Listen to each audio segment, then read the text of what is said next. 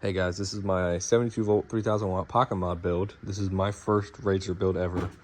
I've had some help from people, so I'm gonna, everything that they've taught me and helped me with, I'm gonna bunch into one video and kind of it to be a one-stop shop for everything. We're gonna slowly build this thing. It's probably gonna just be part one. And I'm just gonna run down the parts list that I got now. So it's some off-brand 3000 watt 72 volt motors and controller setup, just cheapest of the cheap, just to get going. I'll probably upgrade eventually, but this is how it's gonna be for now.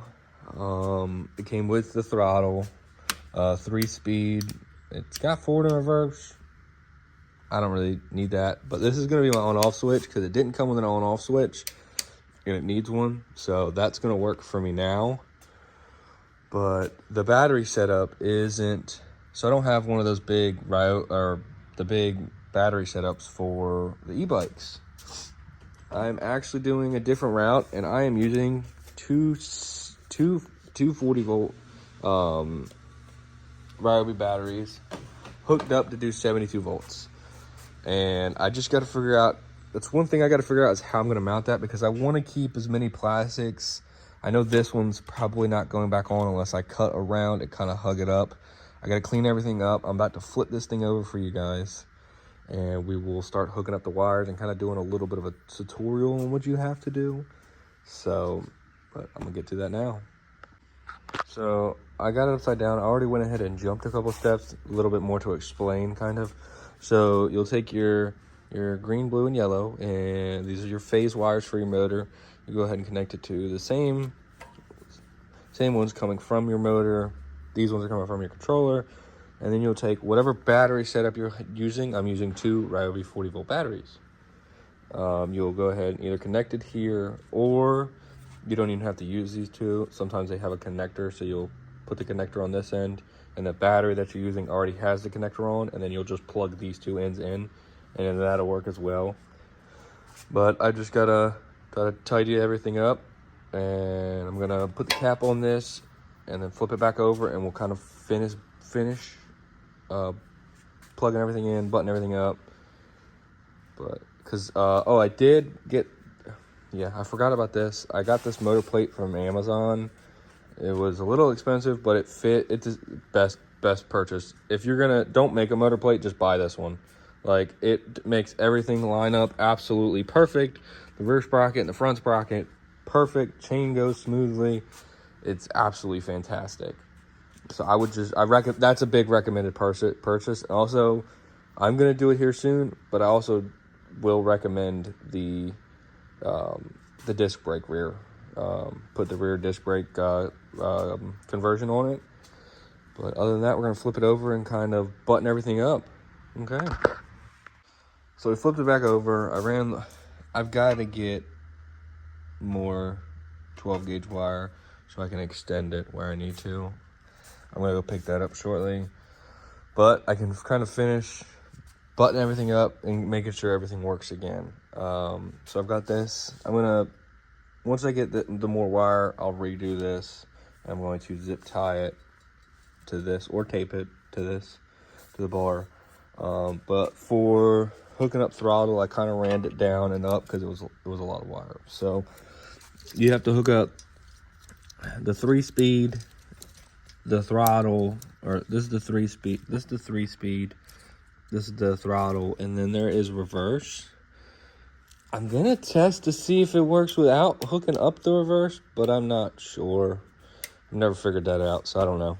But we're about to, I guess, I don't know, about to do something, but I guess we're about to hook up batteries. And, well, actually, I have to splice these wires together. This is the lock. This is basically the key switch, and I'm gonna make this my key switch, but it's a light thing. I don't know if it'll handle, I don't know. Let's see if it works. Two wires, it'll be fine. Yeah, so sorry, I got some other stuff done. I was just buttoning everything up. I actually got the chain on now. So that's good. Got the chain on, got everything, got The chain tensioner on, works flawlessly. I'll probably replace that with a different one eventually, but not anytime soon. I don't remember where I left off. I hooked up this switch and got it all working. Sure, I didn't have any. There's no batteries in it, but the wheel turned. Wow, got some residuals. I did have to do the relearn thing, which I will teach you now. So, you probably want to do this before you hook up the chain. It'll make things a little less violent, because this thing spins crazy. It automatically spins. So you take two of the same colored wait, what is this? This is Cruise. That's not the right one. They're down here. It's these ones. So you take, they're called either a learn wire or a study wire, I guess. So you take the two wires that are green or white or whatever color they are, you'll connect them, turn it on, it'll spin like crazy, and then you turn it off, unplug it, plug it back in, turn this back on, and she'll be spinning forward if it is running backwards, because this one was running backwards for me, but now everything works flawlessly. I'm going to button it up, and we're going to take it for its maiden voyage. I might have missed a few things. Still got to hook up the brakes. Haven't done that, but this thing's going to be wild. So I got it all buttoned up, kinda ready for a test drive.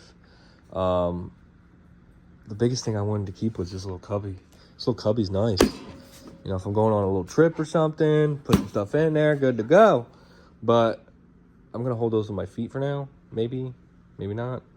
I might tape those down for now. I might just tape those down real quick. But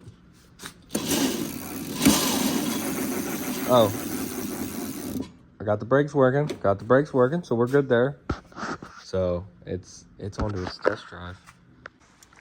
So here is, I guess, version number 1. I got some more stuff to do with it. The rear bearings are crying at me because I just took it for a test drive. And this thing moves. I'm about to set y'all up and give you a little flyby on it. But this is version number 1. It's like a little rat rod. It's not pretty, but it moves, it boogies. It's a little sleeper, even though you can see everything right now. I want to finalize it and put everything else back on, but I don't know. I got to figure some stuff out. I'm probably going to change the controller out. Not sure. I want to go something a little smaller. But for right now, this thing is so much fun. This is mode 1, mind you.